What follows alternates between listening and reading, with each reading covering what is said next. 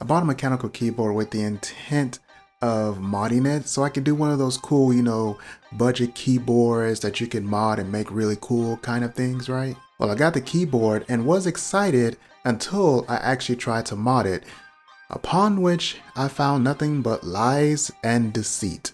Let's get into it.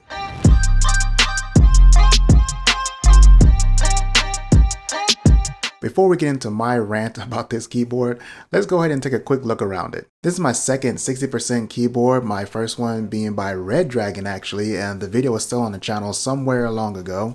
However, this one looks pretty nice when paired with the wooden Glorious wrist rest. The keyboard has a nice white case with decent keycaps that have the function keys clearly laid out on them. However, the font is not really the best, which again, when you look at the price for this keyboard, there's nothing really to complain about. USB-C, but no pass-through as one would expect. Also, there's no feet to angle the keyboard anyway, so if you don't like the angle that it's at when you pull it out of the box, you're kinda out of luck. Your RGB is also nice and bright with plenty of modes to go through. In terms of using this keyboard over a few days was actually not bad, except for the loud, clicky, scratchy switches and also the very rattly stabilizers. Here's the sound test, by the way.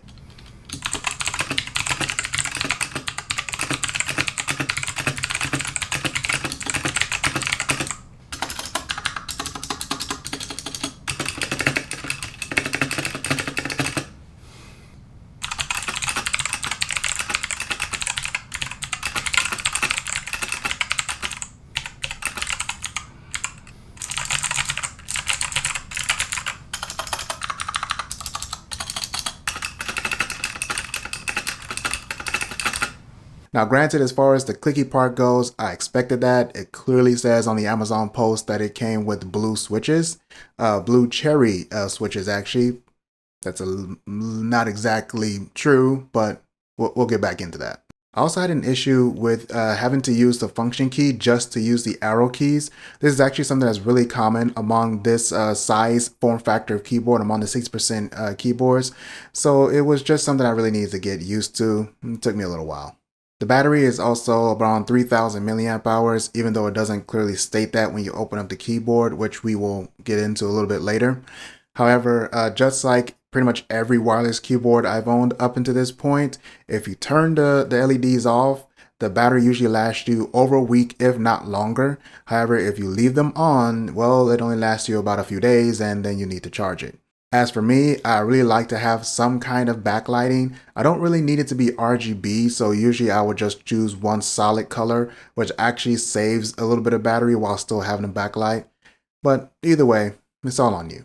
Now about that rant. When it comes to modding, again, trying to adjust that sound we just heard, this is where things go south very, very quickly.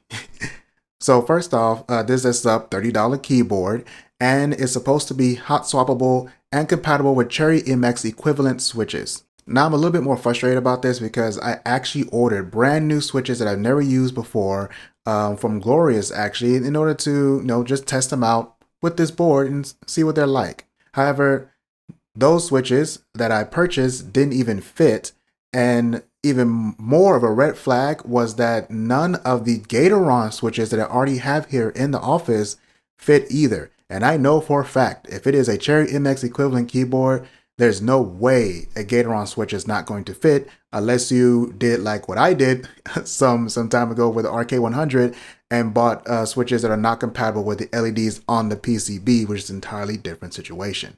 Taking a closer look at the PCB now that we've opened up the keyboard, and things start to become a little bit more clear. What the hell is this?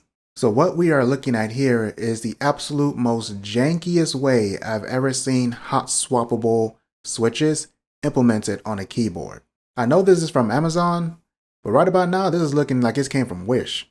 Now what it looks like they tried to do was imitate hot swappable or implement hot swappable switches by soldering around the switches while they were still in the PCB and then pull the switches before the solder cooled.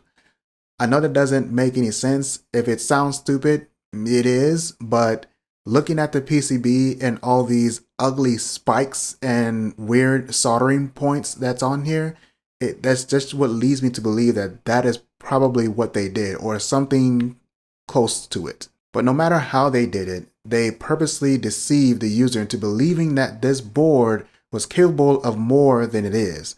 And when it comes to modding, it's pretty much trash at this point. It's a shame because there's much you can do to a board like this with this kind of frame if it was actually hot swappable or at the very least Cherry MX compatible in terms of the switches. I definitely won't recommend this nonsense to you, but I at least want you to recognize the signs so you don't fall into this trap. If a keyboard is saying that it's hot swappable, check the pictures. Like if you're on Amazon, you have the little gallery there at the side, check the different pictures and look specifically for a picture of the switches out of the keyboard showing the actual holes that the switch is supposed to go into. If they look like this,